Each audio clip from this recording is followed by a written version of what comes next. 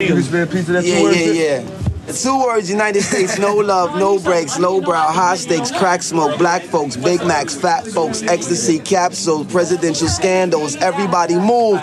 2 words, most deaf, Kanye, hot shit, calm down, get back, ghetto people got this, game pawn lock shit, gon' pawn cock shit, we don't stop shit, everybody move. 2 words, BKNY, Bed-Stuy, too hard, too hungry, too many, that's why these streets, no game, can't ball, don't play, heavy traffic, 1 lane, everybody move. 2 words, most deaf, K West, hot shit, calm down, get back, ghetto people got this, game pawn lock, gun pawn cock, we don't stop, most in the rock. Hey yo, 2 words, Chi-Town, Southside, worldwide, cause I rep that till I fucking die. 1 neck, 2 chains, 1 waist, 2 gas, 1 wall, 20 plaques, dudes pay, give me that. I am limelight, blueprint, 5 mics, go get his rhyme like, should've been signed twice. Most imitated, Grammy nominated, hotel accommodated, cheerleader prom dated, barbershop player hated, mom and pop bootlegged it. Felt like it rained till the roof caved in. But 2 words, Chi-Town raised me crazy. So I live by 2 words, fuck you, pay me. Screaming, Jesus save me. You know how the game be, I can't let them change me. Cause on judgment day, you gon' blame me. Look God, it's the same me. Basically no now, we get racially profiled, cuffed up and hosed down, pimped up and hold down. Plus I got a whole city to hold down. From the bottom, so the top's the only place to go now. Hey yo. Oh, that's me and K West. Oh shit.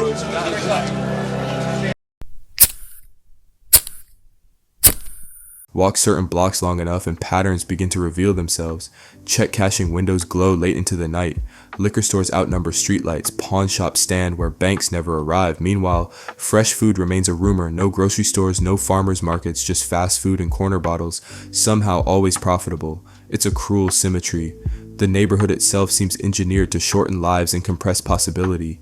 Even leisure carries its own resistance. Basketball courts with double rims that refuse clean shots, parks frozen in time, their swings rusted by neglect, small signals repeated daily quietly teaching limits. Surrounded by decay, a young person might understandably come to believe the world beyond these blocks has already made its decision that they were never meant to be included. There is a distinct weight to growing up in an environment that appears not accidental, but engineered. That's it? Yeah.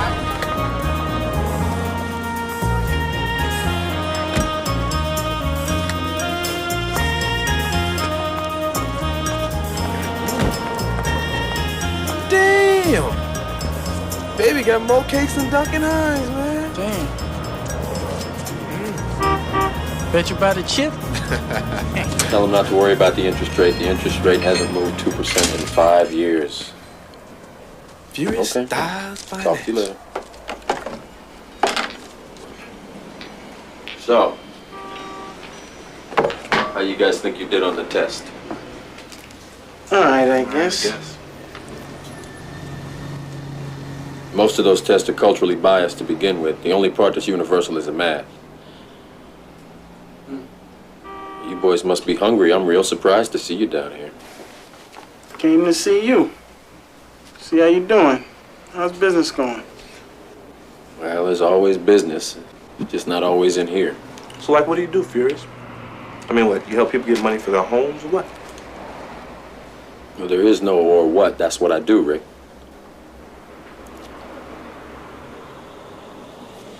You boys want to see something? Do we have a choice? No. Back in the motherfucking house, kicking a straight gate and shit for the 9-1, you know what I'm saying? Yeah, growing up in the hood, yeah, boy, 1984, the key of my peers didn't know what's in store. A little heartache kick came, my bass trying to get my dues, learning the tricks of the trade, and at home, the same ass story. Mom treated me like she don't even know me, but my younger brothers got much pop. I can't take this shit, so I roll the hell out and roll with the back. Hey, man, I don't know about all this Furious. I was walking around motherfucking Compton and all, man. Rick, it's the 90s. Can't afford to be afraid of our own people anymore, man. Would you two knuckleheads come on?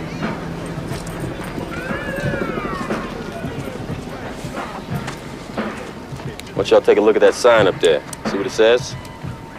Cash for your home? You know what that is? Billboard. What are y'all, Amos and Andy? Are you stepping and he's fetching? I'm talking about the message, what it stands for. It's called gentrification. It's what happens when the property value of a certain area is brought down. Huh? You listening? Yeah. To bring the property value down. They can buy the land at a lower price. Then they move all the people out, raise the property value, and sell it at a profit. Now what we need to do is we need to keep everything in our neighborhood, everything, black. Black owned with black money. Just like the Jews, the Italians, the Mexicans, and the Koreans do. Ain't nobody from outside bringing down the property value. It's these folk shooting each other and selling that crack rock and shit. Well, how you think the crack rock gets into the country? We don't own any planes. We don't own no ships.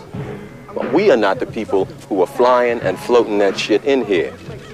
I know every time you turn on the TV, that's what you see. Black people selling the rock, pushing the rock, pushing the rock. Yeah, I know.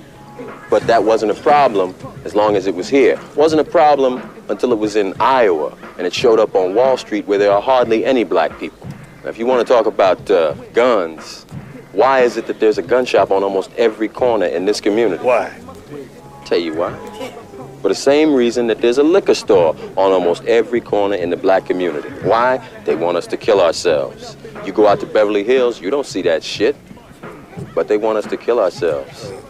Yeah, the best way you can destroy a people, you take away their ability to reproduce themselves. Yeah. Who is it that's dying out here on these streets every night? Y'all. Yeah. Young brothers like yourselves. What am I supposed to do? The fool roll up, try to smoke me? I'm gonna shoot the motherfucker if he don't kill me first. You're doing exactly what they want you to do. You have to think, young brother, about your future. Huh? History reminds us that environments shape lives, but they do not seal them. In Boys in the Hood, Furious Styles pauses long enough to ask his neighbors to really look, to notice how gun shops and liquor stores cluster along their streets, not by accident, not by coincidence, but by design, a quiet strategy meant to soften resistance, to dull hope, before it ever has the chance to harden into action. Naming the cage matters, seeing the design matters.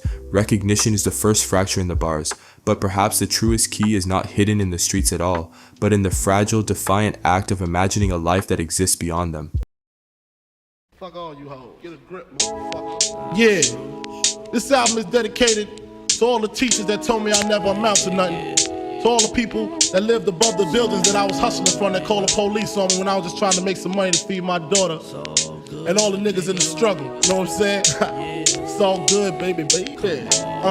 It was all a dream. I used to read Word Up magazine, Salt and Pepper and Heavy D up in the limousine, hanging pictures on my wall. Every Saturday, rap attack Mr. Magic Molly Mall. I let my tape rock till my tape pop, smoking weed and bamboo, sipping on private stock. Way back when I had the red and black lumberjack with the hat to match. Remember rapping Duke?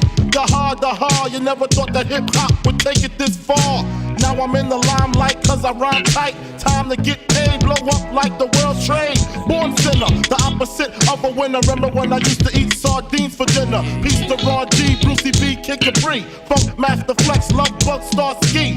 I'm blowing up like you thought I would. Call a crib, same number, same hood. It's all good. In youth, the future can shimmer faint but persistent just beyond the grimy windows of the present. That feeling was captured by Biggie in his song, Juicy. It was all a dream he begins as a confession, a memory of imagining a different life long before it felt reachable. The song traces his ascent from scarcity to success with rare clarity. It is imagination turning into instruction, and in places where the future is often pre-written, the act of imagining more becomes a quiet rebellion. Stop to the bottom. Bet 20 make it. Bet 20 on it. Bet 20 on it. Oh, man. Thank you, kid. Ready. Ready. Oh, man. Give me a fade, man. I got straight doors for young brother. Straight left. Give me a fade. Come on. Pop up.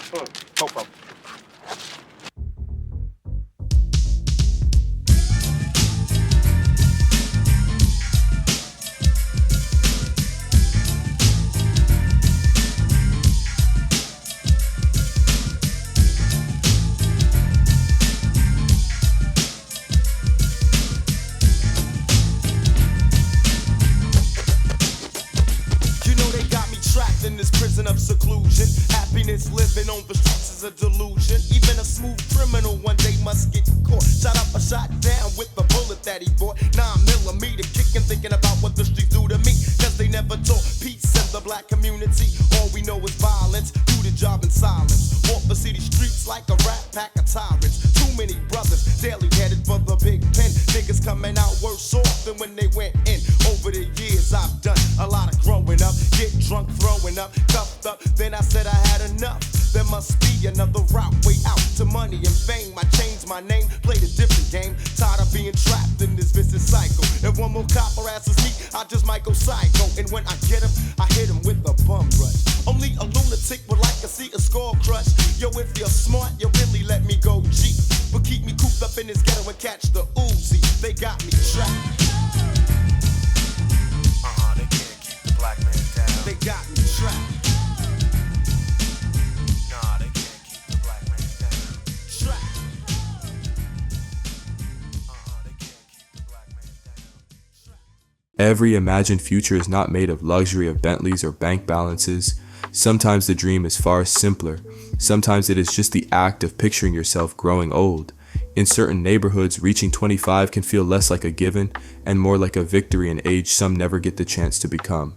In Brenda's Got a Baby, Tupac Shakur tells the story of a 12-year-old girl swallowed by circumstance, a child raising a child, trapped inside a future already narrowed beyond endurance. It is not a story about failure. It is a story about options never offered.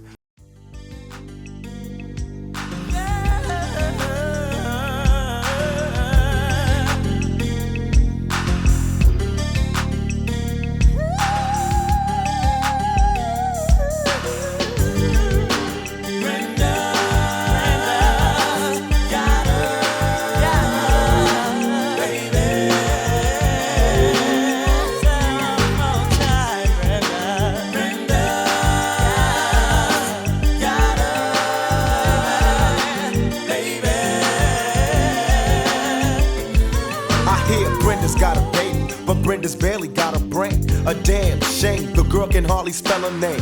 That's not our problem, that's up to Brenda's family.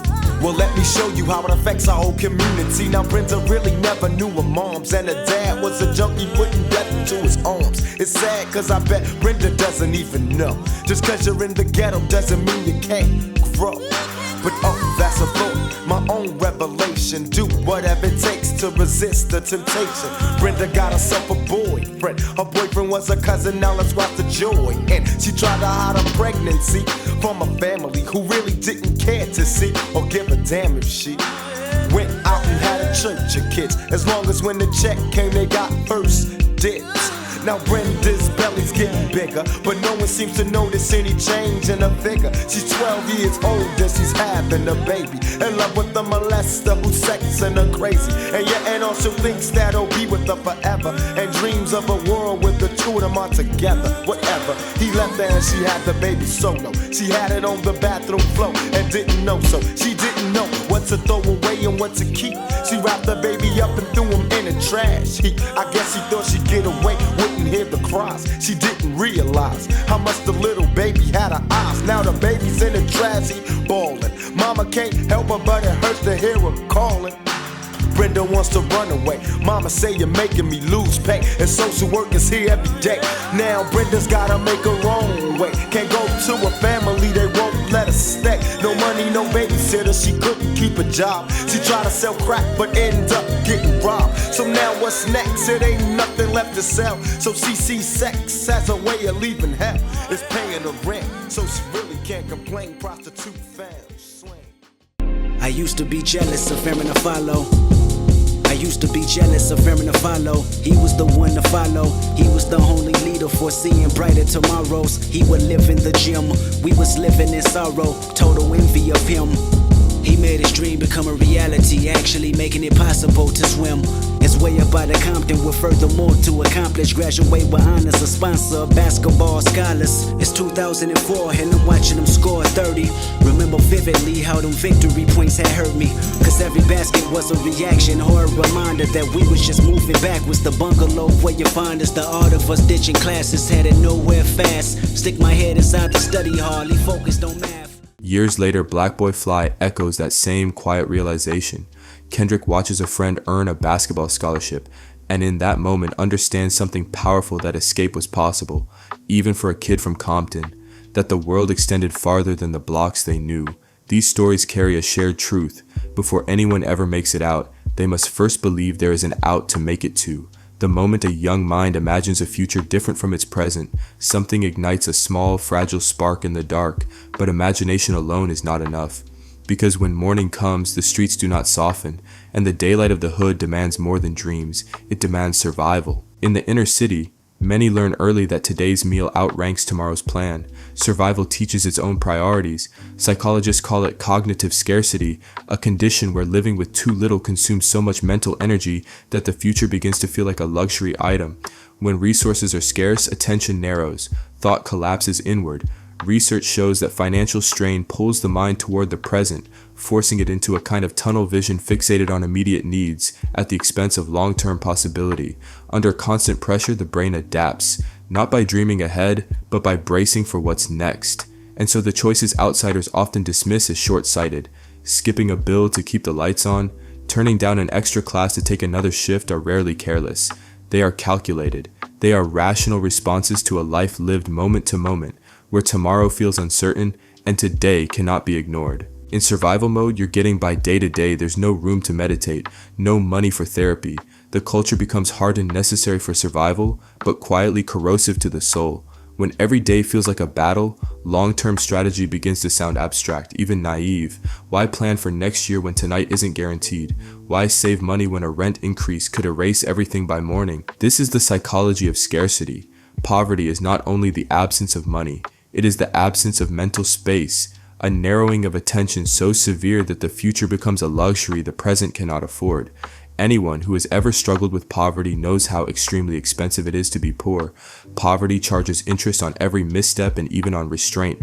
A missed payment multiplies into fees. A broken car turns into a lost job. Prudence is punished as often as recklessness. Living like this, you learn to reach for what you can now because later is never promised. And yet, even under these conditions, some people find ways to resist the pull of the present. There is the young man who clocks out of a tedious retail shift, quietly folding small bills into his pocket, while his friends chase quicker money with heavier risks. And the single mother who returns home after 12 hours on her feet, her mind as strained as a sleepless night, yet still opens a laptop to fill out scholarship forms for her children. What they are practicing is subtle, almost invisible. A form of mental time travel, holding tomorrow in their thoughts while enduring today. It often begins with a spark, a moment, an encounter, something that makes the future feel real enough to plan for. Where does that spark come from? Sometimes it is knowledge, the kind that reveals how the system operates and how it can be navigated in return. In neighborhoods of broken streetlights and boarded windows, small beacons still glow. Sometimes the guide is an old head at the basketball court, pulling a kid aside not to lecture, but to pass along something earned the hard way. A sentence, a warning, a truth meant to travel farther than the court itself. Sometimes it's a teacher who notices the quiet girl in the back row, the one who rarely raises her hand, and slides her an extra book and unspoken invitation to imagine more. Or a cousin who comes back home in uniform, or with a college degree tucked under one arm. Not saying much, just standing there as evidence that the story does not have to end at this address. These figures rarely call themselves mentors. Many don't even realize they are being watched. But in places where examples are scarce, their presence sends a powerful signal that another life is not only possible, it has already begun. Sociologists and youth advocates have noticed a pattern that repeats across generations. Behind many stories of survival and nearly every story of escape, there is often one steady presence, a mentor, someone who stayed when leaving would have been easier.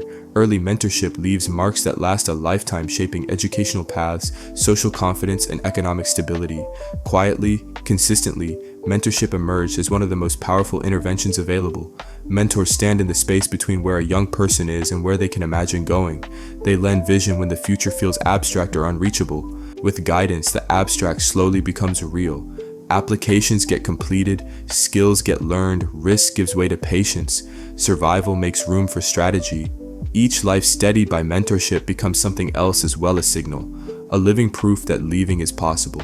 And often those who make it out turn back, not with speeches or fanfare, but with presence, advice shared casually, time given quietly, and in that exchange, almost invisible, almost ordinary, the story of what is achievable begins to shift.